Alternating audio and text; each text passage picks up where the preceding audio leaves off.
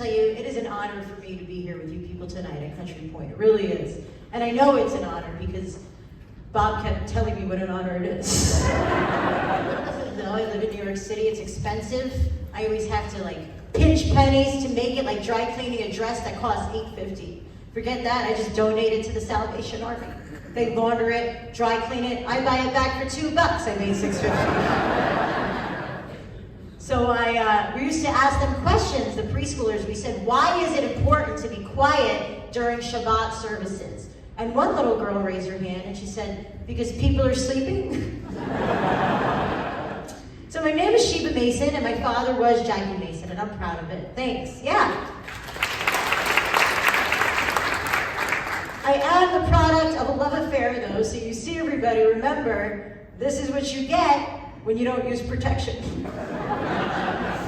In that play is a song which explains what happened that night on the Ed Sullivan Show. So, what happens is tonight I happen to have a very special guest tonight. Jackie Mason himself is actually back from the dead and he's here to explain what happened on the Ed Sullivan Show, so he's going to come on and do the song. Sure. Okay, yeah. So, yes, give it up for Elliot one more time, and here's Jackie Mason.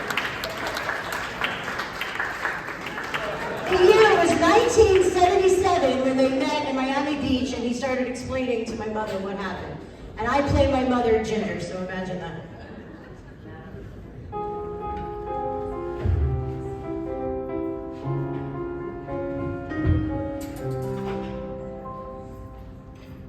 On that night 12 years ago, when I was on the Sullivan Show, so young and bright, my future so secure. How was I supposed to know? He'd interrupt my act mid-show. I watched my heartfelt dreams fly out the door. Ed stood right there on the side. He held his fingers up in stride, motioning for me to cut my act. All I knew, he was distracted. I was merely just reacting with 2 fingers up. And this I swear is true. Then what did he do? He misconstrued the finger that I used. One very moment, one mistake. Oh no! Clawing my way back like every other hack. But any moment, I can feel my next big break. You went like this and then you went like that? Oh, that's something I could never ever do. I nearly struck a pose and done some fingers through my nose. It was vivid, he was livid, never thought I'd live to see another day. He misconstrued the finger that I used. One very moment, one mistake. Drawing my way back like every other hack. But any moment, I can feel my next big break. Just as long as you don't make more mistakes. He cancelled all of my shows. My reputation was ruined. I took him to court to prove that I never did anything obscene. Now 2 years later, he apologized to me on the television. But at that point, everyone knew me as the guy that infuriated Ed Sullivan. My next big break.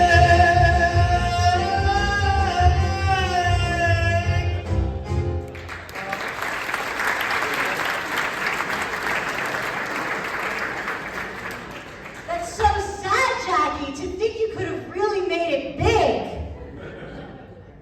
Well, at least it's the room of my sex life, eh? Pretty good, eh? Jackie Mason.